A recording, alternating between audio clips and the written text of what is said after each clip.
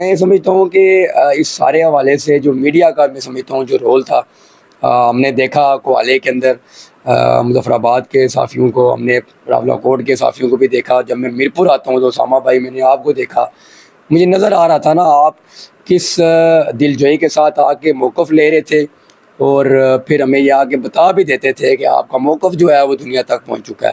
تو آپ کی پوری ٹیم کا، جے کے نیوز کی پوری ٹیم کا، ارشد رچال صاحب کا، سب کا میں شکریہ ادا کروں گا کہ بالخصوص آپ کا اور آپ کی ٹیم کا، کہ آپ نے جو ہماری میرپور کے اندر اس سارے دھرنے کی پوسٹ 29 ستمبر اور بیفور 29 سپٹمبر تمام آپ نے بھرپور کوریج کی. جو کمپین کی آپ نے ہماری کوریج کی یار، آپ ہماری کارنر میٹنگ میں، میکسیمم کارنر میٹنگ میں موجود ہوتے رہے.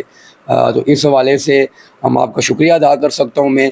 اللہ اس کا اجر آپ کو دے گا، اور مجھے امید ہے کہ جو آپ نے ایک نوجوان ہونے کی حیثیت سے جو کردار ادا کیا، یہ آپ کا کردار ہمیشہ جو ہے وہ تاریخ کی کتاب کے اندر جو ہے وہ امر رہے گا انشاءاللہ.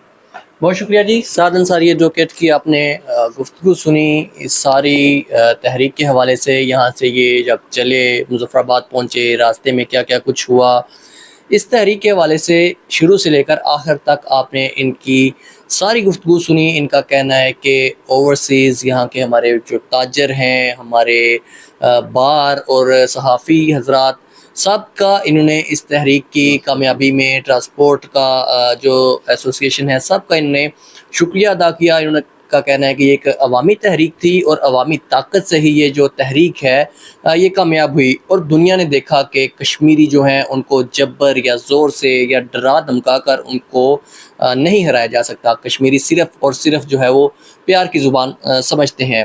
انٹرنیٹ کی جو بندش ہے، ان کا کہنا ہے کہ وہ ایک مصنوعی رابطے کا ذریعہ تھا. کشمیری جہاں بھی رہتے ہیں ان کے دل ایک ساتھ دھڑکتے ہیں. ان کا کہنا ہے کہ اس ساری تحریک کے دوران جتنی بھی جانیں گئی ہیں ان کی جو ذمہ داری ہے وہ حکمران ٹولے پر آتی ہے. ایسا کیا تھا کہ 7 دن پہلے جو دو نکات تھے وہ آپ نہیں مان رہے، اور 7 دن کے بعد وہی 2 نکات آپ نے مان لیے، لیکن اس کے دوران جو جانے گئی وہ اس کی ساری ذمہ داری جو ہے وہ حکمران ٹولے کو اس کا یہ ذمہ دار کہہ رہے ہیں. اسامہ حضر کو دیجیے اجازت. اللہ نگہبان.